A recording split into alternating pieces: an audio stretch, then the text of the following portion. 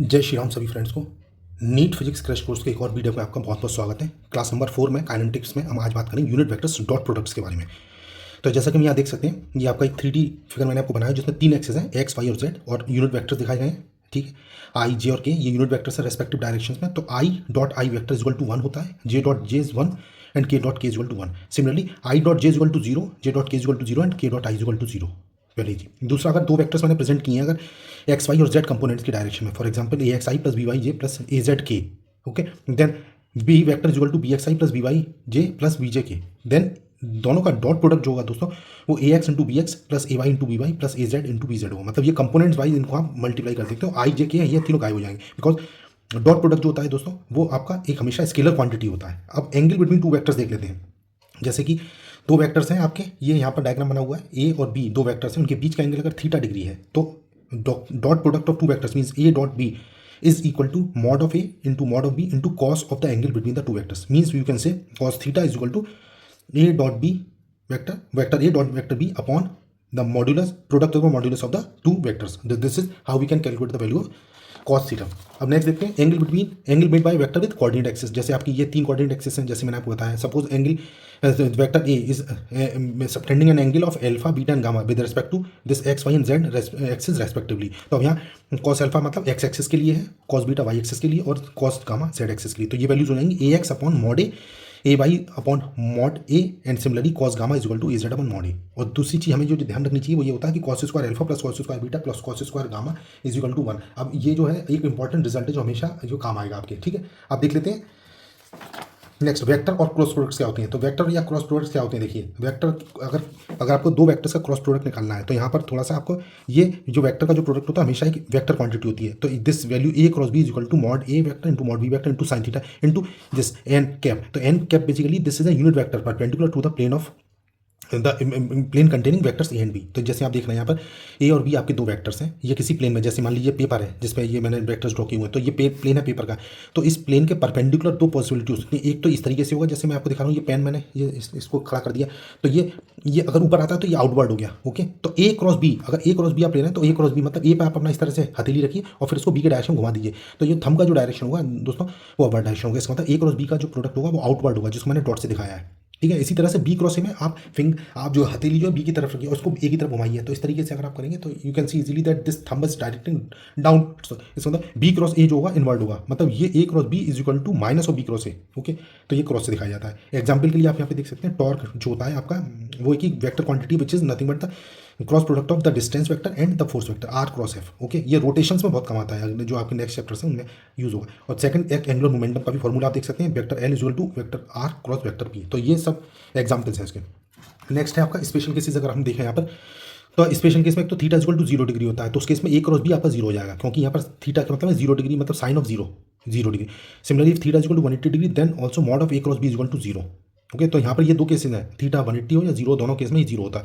And for theta equal to 90 degree vector a cross vector b equal to a into b, because sine of 90 is 1 and these are the properties of vector a cross b. तो पहला ये commutative होता है, मतलब ये commutative नहीं होता है, this is non commutative. Okay, a cross B is not equal to b cross a. Second, ये केवल एक ही केस में होगा दोस्तों, जब 180 डिग्री या 0 डिग्री एंगल हो, उस केस में ये बराबर होगा, अदरवाइज ये फिर ये नॉन कम्यूटेटिव होता है। Second is a cross b equal to minus of b cross a. ठीक, इसी तरह से डिस्ट्रीब्यूटेड भी होता है, तो जैसे कि for example for vector a cross vector b plus vector c, तो this is nothing but a cross b vector plus a cross c vector. तो this is another property. And self cross product हमेशा 0 होता है दोस्तों, क्योंकि दोनों vectors के बीच का जो अपना एंगल होता है 0 डिग्री होता है। तो आप ये कह सकते हैं सेल्फ प्रोडक्ट हमेशा क्रॉस प्रोडक्ट का जो है 0 होता है। अब सेल्फ क्रॉस प्रोडक्ट जैसे मैंने आपको बताया भी आई जे के, आपके पास 3 वेक्टर्स हैं, यूनिट वेक्टर्स हैं, ये unit vector in the direction of X, J is the unit vector in the direction of Y and K is the unit vector in the direction of Z. Okay, ये तीनों vector एक दूसरे से 90 degree angle पर है, जैसा कि हम यहाँ देख रहे हैं, क्योंकि ये तीनों एक्सिस एक दूसरे से 90 डिग्री पर होती हैं। तो I cross I is equal to 0, similarly J cross J is equal to 0 and K cross K is equal to 0। क्योंकि कारण क्या है कि सेल्फ क्रॉस प्रोडक्ट, अभी जैसे मैंने आपको बताया लास्ट पेज पे कि सेल्फ क्रॉस प्रोडक्ट हमेशा 0 होता है। दूसरा म्यूचुअल में मतलब जैसे आई क्रॉस जे निकालना है, तो जैसे मैंने आपको बताया था, रूल बताया था, आई क्रॉस जे इक्वल टू के होता है। ठीक है, तो जैसे आप ये ध्यान रखते हैं, जैसे एक सर्किल ले लें, जैसे मान लीजिए कोई सर्किल है, उसमें यहाँ पे आई लिख देता हूँ, यहाँ पर मैं जे लिख देता हूँ और यहाँ पे मान लीजिए के लिख दिया। ठीक, तो आई से जे चलेंगे, फिर जे से के चलेंगे, तो आई क्रॉस जे मतलब के होगा, फिर इसी तरह से जे क्रॉस के का मतलब आई होगा, और के क्रॉस आई का मतलब जे होगा। तो आप इस तरह से साइक्लिक ऑर्डर में भी याद कर सकते हैं। तो I cross J equal to के, देखिए लिखा है यहाँ पर जे क्रॉस के equal to I and K cross I equal to जे। इसका रिवर्स क्या होगा, मतलब जैसे अगर इनको मैं जैसे आपको मैंने बताया था नॉन कम्यूटेटिव होता है तो I cross J is not equal to K J cross आई, तो इसलिए आपका ये आई क्रॉस जे जो होगा वो के होगा, तो जे क्रॉस आई माइनस के होगा। इस तरीके से आप इसको समझ सकते हैं। Next cross product using determinant method. अगर हम इसको देखना चाहें तो क्या है, जैसे दो वेक्टर्स मैंने यहाँ शो किए हैं, A x I plus a y A plus a z के, इसी तरह से बी की वैल्यू दे रखी है B x I plus B Z V I K plus B Z के। तो यहाँ पे ए क्रॉस बी निकालना है, तो यहाँ पर आप देखिए आई जे के मैंने रख दिया, यहाँ डिटर्मिनेंट बना दिया, तो ये a x i a y a z है, ये b x b y b z, ठीक है। तो ये प्लस होता है, ये माइनस और ये प्लस, इस तरीके से ध्यान रखिए, इससे काफ़ी सारे क्वेश्चन सॉल्व होते हैं। अब आई, तो हम इसका अगर ए वेक्टर और बी वेक्टर का क्रॉस प्रोडक्ट अगर कैलकुलेट करते हैं तो वो क्या आएगा, देखिए यहाँ पर एक तो एक आई का कंपोनेंट आता है, ठीक है, एक जे का कंपोनेंट आता है और एक के का कंपोनेंट आता है, ठीक। अब आई का प्लस का होगा कंपोनेंट, जे का माइनस का होगा और के का प्लस का होगा। अब आई के ब्रैकेट में क्या आएगा दोस्तों, देखिए इसी तरह से जे के ब्रैकेट में क्या होगा और के ब्रैकेट में क्या होगा। सिंपल सा एक तरीका है इसको समझने का। जैसे आई और जे वेक्टर आपने आई ये है आपका, ठीक है, तो आई वाली रो और कॉलम को हाइड कर लिए, जिस तरह से ये हाइड मैंने किया है, देखिए। तो हमारे पास अब केवल ये चार कंपोनेंट दिख रहे हैं, ए वाई ए जेड और बी वाई बी जेड। तो अगर मैं इन दोनों को हाइड कर लेता हूँ दोस्तों, तो ए वाई में मतलब शुरुआत से करेंगे, ऊपर से नीचे मल्टीप्लाई करेंगे, तो ए वाई इंटू बी जेड, इसी तरीके से B Y into A Z. तो जो आई को ये जो वेक्टर है इसके ब्रैकेट में आएगा A Y into B Z minus B Y into A Z, ठीक। इसी तरीके से जे को माइनस कर लेंगे, ऑल्टरनेट चलता है दोस्तों, ये प्लस है आई के लिए, इसके लिए माइनस है, फिर प्लस हो जाएगा। अब जे में जैसे मैंने आपसे कहा था, जिस जिस आप यूनिट वेक्टर लोगे उसका रो और कॉलम को आप हाइड कर लिए, तो जी का रो कॉलम ये और रो ये, तो बचेंगे ए एक्स और बी जेड। तो इस तरीके से ए एक्स माइनस बी जेड हो जाएगा, ये a x B Z minus फिर B X into A Z, B X into A Z, ठीक है। इसी तरीके से के का अगर आपको कैलकुलेट करना है तो के वाली रो और कॉलम को हाइड कर लीजिए, इस तरीके से ये हाइड हो गया, देखिए। और मेरे पास ये कंपोनेंट बचेंगे, तो ऊपर से लूँगा मैं A x into B Y करूँगा minus B X into A Y करूँगा, तो A x into B Y minus B X into A Y. तो इस तरीके से आप ये क्रॉस प्रोडक्ट कैलकुलेट कर सकते हैं। अगर आपको दो वेक्टर दिए होंगे तो उसकी मदद से आप कर लेंगे, ठीक है। अब नेक्स्ट देख लेते हैं। अच्छा, if a is parallel to b then a cross b equal to 0, तो हम इसके बेस पे ये कह सकते हैं A X upon B X equal to A Y upon B Y equal to A Z upon B Z. तो ये एक इंपॉर्टेंट कंक्लूजन है दोस्तों, न्यूमेरिकल सॉल्व करने में बहुत इसकी जरूरत पड़ती है। Second is area of triangle, अगर आपको निकालना होता है तो क्या होता है, half of mod of a cross b, ये हमेशा ध्यान रखना है। थर्ड होता है एरिया ऑफ पैरेललोग्राम, तो एरिया ऑफ पैरेललोग्राम में आप कैसे करते हैं, मॉड ए क्रॉस बी ले लेते हैं। जैसे ये आपका पैरेललोग्राम बना हुआ है, तो इसमें ए क्रॉस बी का मॉड जो आएगा वैल्यू उसका मॉड ले लिए, तो वो एरिया आ जाएगा पैरेललोग्राम का। ये कुछ शॉर्ट कट्स हैं और ट्रिक्स हैं जो आपके एग्जाम क्वेश्चन सॉल्व करने में काम आती है। अब दोस्तों हम देख लेते हैं यहाँ पर कि किस तरीके से ये आपका प्रॉब्लम इसमें सॉल्व होगा। देखिए, if a vector 2i plus 3j plus 8k is perpendicular to vector 4j minus 4i plus alpha K, then the value of alpha is. अब यहाँ पर निकालना है, तो इसको करने के लिए क्या करेंगे, आपको यहाँ पर दे रखा है, देखिए ए की वैल्यू दे रखी है और यहाँ पर ये बी की वैल्यू दे रखी है। अब इन परपेंडिकुलर वेक्टर्स के लिए मैंने आपको बताया था डॉट प्रोडक्ट हमेशा 0 होता है, ठीक है। तो डॉट प्रोडक्ट 0 होगा, तो इसका मतलब कर सकते हैं आप। और डॉट प्रोडक्ट में मैंने आपको तरीका बताया था, ये ए एक्स इंटू, जैसे देखिए 2 और 4 का प्रोडक्ट हो जाएगा -8, और 3 और 4 का प्रोडक्ट होगा 12, और 8 और एल्फा का प्रोडक्ट होगा 8 एल्फा। तो ये होगा माइनस के साथ, ये प्लस होगा और ये भी प्लस होगा, तो ये 0 हो जाएगा। आई जे के आपके गायब हो जाएंगे, जैसा मैंने आपको भी बताया थोड़ी देर पहले एक्सप्लेनेशन दिया। तो इससे यहाँ से क्या आ जाएगा, यहाँ से दोस्तों आ जाएगा 4 plus 8 alpha is equal to 0। तो अगर मैं इसको सॉल्व करूँगा तो finally I am getting alpha is equal to -4/8, तो दिस इज इक्वल टू -1/2। तो ये आंसर आ जाएगा सी वाला हमारा जो करेक्ट ऑप्शन। क्वेश्चन नंबर 12 है, vectors a is equal to cos omega t i plus sin omega t j and b is equal to cos omega t by 2i plus sin omega t by 2 into j are functions of time, then the value of t at which the two are orthogonal to each other। orthogonal का मतलब होता है दोस्तों perpendicular, orthogonal का मतलब होता है perpendicular vectors, ये जो वर्ड लिखा हुआ है orthogonal, ये परपेंडिकुलर वेक्टर। तो यहाँ पर देखिए given a perpendicular to b है, देयरफॉर उनका डॉट प्रोडक्ट जैसे भी आपको मैंने पहले बताया, तो इसमें इस तरीके से हम ए और बी का इनका प्रोडक्ट निकालेंगे। तो इस तरीके से प्रोडक्ट जब मैं निकालूंगा तो क्या आएगा दोस्तों, यहाँ पर देखिए आप इसको आराम से सॉल्व कर सकते हैं। जब इनको सॉल्व करेंगे तो आई के कंपोनेंट आई में मल्टीप्लाई कर देंगे, मतलब हो जाएगा cos of omega T into cos of omega T upon 2, ठीक, plus sign of omega T into sine of omega T upon 2, ठीक। ये डॉट प्रोडक्ट ये क्या होना चाहिए, परपेंडिकुलर के केस में 0 होना चाहिए दोस्तों। तो हमारा ये फॉर्मूला हो गया cos A cos B plus sine A sine B. तो जैसा कि हम लोग जानते हैं बेसिक मैथमेटिक्स में जो मैंने आपको बताया था कि cos A cos B minus plus sine A sine B, तो this is nothing but cos A minus B. तो इसका मतलब omega T minus omega T upon 2 is equal to 0, ठीक है। तो दिस इंप्लाइज कॉस ऑफ ये omega T minus omega T का हो गया omega T by 2 is equal to 0। तो ये 0 किसके लिए होता है, cos of 90 degree. Cos of 90 degree का मतलब हो गया आपका पाई बाई 2 रेडियंस, ठीक है। इसका मतलब हो गया फाइनली हो गया omega T by 2 is equal to pi by 2, ठीक। और omega T is equal to pi, this implies omega T is equal to pi, और you can say T is equal to pi upon omega. तो ये answer आ जाएगा इसमें हमारा जो option है हमारा, ये डी ऑप्शन करेक्ट हो जाएगा। Okay, this is how we can solve this question.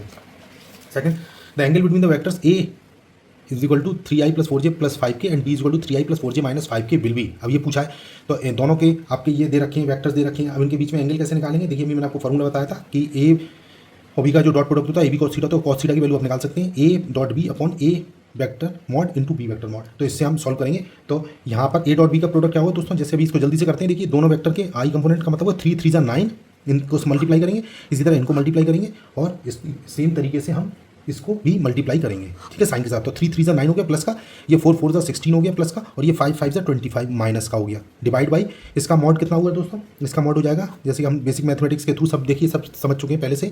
तो ये 3 square plus 4 square plus 5 square, इसी तरीके से इसका मॉड भी यही होगा 3 square plus 4 square plus minus 5 का स्क्वायर, ठीक है। तो इसको जब सॉल्व करेंगे तो ये हो जाएगा सीधे सीधे 16 प्लस 25 माइनस 20, तो ये जीरो हो गया, 0 अपॉन समथिंग मतलब जीरो। इसका मतलब cos theta is equal to zero आ गया, और कॉस 90 डिग्री, ठीक है। तो थीटा की वैल्यू यहाँ पर 90 डिग्री हो जाएगी दोस्तों। ये हमारा ऑप्शन सही है, ठीक। Next question is the angle between the vectors I plus J and J plus के इज। अब यहाँ पर देखिए आई प्लस जे, तो यहाँ पर दो वेक्टर दिए हैं आई प्लस जे और जे प्लस के, तो इसको इसमें के का कंपोनेंट जीरो है तो यहाँ मैंने लिख दिया। इसी तरह से बी वाले में आई का कंपोनेंट जीरो है। अब डॉट प्रोडक्ट की मदद से आप इसको कैलकुलेट कर लीजिए, जैसा मैं आपको करा रहा हूँ सॉल्व। तो इनका डॉट प्रोडक्ट क्या हुआ? 0 इंटू 0, 0 इंटू 1 हो गया ये, प्लस जे इंटू मतलब 1 प्लस ये भी जीरो हो गया, डिवाइडेड बाई ये हो जाएगा हमारा, देखिए यहाँ से आ जाएगा ये इसका मॉड ले लीजिए आप, under root 1 square plus 1 square, ठीक है। इसी तरह ये भी 1 स्क्वायर प्लस 1 स्क्वायर, तो जो आएगा 1 अपॉन ऊपर 1 आ गया, नीचे आएगा √2 इंटू √2, ओके। तो 1/2 हो गया। तो थीटा की वैल्यू दोस्तों हो जाएगी यहाँ से, theta is equal to cos theta हो गया आपका 1/2, that is cos of 60 degree, therefore theta is equal to हो जाएगा आपका यहाँ 60 डिग्री। तो ये आपका आंसर करेक्ट हो जाएगा, ओके। ये भी देखिए ये क्वेश्चन, ये भी CBSE AIPMT 2007 का क्वेश्चन है। A and b are two vectors and theta is the angle between them if a cross B is equal to √3 a dot b. तो यहाँ पर ये सिंपल है क्वेश्चन, यहाँ कंडीशन दे रखी है दोस्तों। इस कंडीशन को कैसे यूज़ करेंगे यहाँ भी देख सकते हैं। तो यहाँ पर A cross B is equal to 3 ये भी दिया, तो यहाँ पर इसका वैल्यू क्या होता है? ए क्रॉस बी का वैल्यू क्या होता है दोस्तों? Mod a dot mod b into sine theta, क्योंकि मॉड है इसका, तो इसलिए यहाँ पर जो हमने नॉर्मल वेक्टर बताया था वो यहाँ पर यूज़ नहीं होगा, क्योंकि हम यहाँ मॉड ले रहे हैं, इज इक्वल टू √3। अब इसी तरह डॉट प्रोडक्ट तो हमेशा स्केलर ही होता है, तो इसका मतलब हो जाएगा ए इंटू बी मतलब मॉड के साथ इंटू कॉस ऑफ थीटा, ठीक। तो यहाँ से ये कट जाएंगे, ये इस साइड में कैंसिल है, तो मतलब sine theta is equal to √3 into cos theta आ गया। और आप यहाँ लिख सकते हैं sine theta upon cos theta is equal to √3 कर देता हूँ अगर मैं, ठीक। तो ये हो जाएगा टेन थीटा की वैल्यू विच इज़ √3, और टेन थीटा √3 कब होता है? जब टेन 60 डिग्री हो, ठीक है। देयरफॉर थीटा की वैल्यू हो जाएगी आपकी 60 डिग्री। ये आंसर हो जाएगा दोस्तों हमारा, ठीक। तो फर्स्ट ऑप्शन हमारा करेक्ट है। नेक्स्ट क्वेश्चन देखते हैं। Find the torque of a force F is equal to -3i, देखिए, और J और 5 पे ये दे रखा, और पॉइंट दे रखा है R मतलब पोजीशन वेक्टर दे रखा है। तो दोस्तों इसको करने का सिंपल तरीका क्या है? हमने जो फॉर्मूला बताया था, tau equal to R cross F होता है, डॉट क्रॉस प्रोडक्ट का एप्लीकेशन है ये मैंने आपको समझाया था। तो इसमें आप यहाँ इसका क्रॉस प्रोडक्ट ले लिए, तो मैंने जैसे आपको बताया था ना, जैसे ये I वेक्टर है, ये J है और ये K है वेक्टर, ठीक। तो यहाँ पर I J और K, तो R क्रॉस F करना है दोस्तों, पहले R लिखना है क्योंकि ये नॉन कम्यूटेटिव होता है। तो R के कंपोनेंट यहाँ 7 है, 3 है और 1 है, तो यहाँ 7 लिख दिए, यहाँ 3 लिख दिए, ये 1 लिख दिए, ठीक है। इसी तरह F के कंपोनेंट से -3, 1 और 5, तो यहाँ लिख दिए -3, 1 एंड 5, ठीक। अब मैंने जैसे आपको तरकीब बताई थी कि I वेक्टर के साथ ब्रैकेट में आएगा कुछ, माइनस के साथ J आएगा क्योंकि ये I प्लस का होता है, J माइनस का होता है, K भी प्लस का होता है। तो -J के साथ ब्रैकेट में कुछ आएगा, प्लस K यूनिट वेक्टर है उसके ब्रैकेट में भी कुछ आएगा। तो जैसे मैंने आपको समझाया था, जो आप यूनिट वेक्टर उठा रहे हैं उसका हाइड कर लीजिए रो और कॉलम। तो जैसे I के हिसाब से एक बार और मैं आपको बताता हूँ, देखिए यहाँ पर रख देता हूँ, यहाँ पर पेन रख देता हूँ, जैसे I और J, तो यहाँ पर 3, 1 और 1, 5, ये बस ये दिख रहे हैं हमको। इसका मतलब होगा 3 5 15, तो 3 इंटू 5 करेंगे, -1 इंटू 1 करेंगे, तो 3 इंटू 5 -1 इंटू 1 इस तरीके से करेंगे। -J, तो J की कॉलम और रो हाइड करेंगे, तो आपके पास बचेगा 7 इंटू 5, देखिए यहाँ से 7 इंटू 5 ये हो जाएगा, -3 इंटू 1, तो माइनस प्लस हो जाएगा, -3 इंटू 1 प्लस K। अब K के लिए क्या होगा? 7 इंटू 1 लिख देता हूँ डायरेक्ट, उम्मीद करता हूँ आपको समझ में आ रहा हो। माइनस ये 7 इंटू 1 माइनस ऑफ माइनस, तो प्लस 3 इंटू 3, तो ये आंसर क्या हो जाएगा दोस्तों? I जो यूनिट वेक्टर उसके ब्रैकेट में आएगा 15, तो ये हो गया -1, ओके। -J इसका हो गया 35, ये हो गया, -3 ये हो गया, प्लस K यूनिट वेक्टर के लिए ये हो जाएगा 7 1 7 प्लस 3 3 9, ठीक है। तो हमारे पास ये आ गया 14i -35 में से 3 गए 30, ये आ जाएगा आपका एक मिनट, ये माइनस, एक मिनट, हाँ ये प्लस होगा, ओके प्लस, तो ये 38 जे प्लस 16K। तो इस तरीके से आपका आंसर आ जाएगा टॉर्क का, जो कि वेक्टर है। तो हमारा कौन सा ऑप्शन सही हो गया? ये आपका हो गया 14i - 13, ये वाला ऑप्शन हमारा करेक्ट है। ओके, इस तरीके से हम क्वेश्चन को कर सकते हैं। ठीक है, तो दोस्तों ये था आज का वीडियो। उम्मीद करता हूँ आपको वीडियो अच्छा लगा होगा। आप मेरे चैनल को सब्सक्राइब कीजिए और मुझे और कमेंट में बताइए कि आपको कुछ और इंप्रूवमेंट करना है, तो मैं इसमें और क्वेश्चन लाऊंगा। तो अगले वीडियो में आपसे जल्द मिलता हूँ और बहुत बहुत शुक्रिया आप लोगों का, आपका तहे दिल से धन्यवाद देता हूँ। Please like my video and subscribe my channel and thanks for watching my video. आपका दिन शुभ हो। जय श्री राम।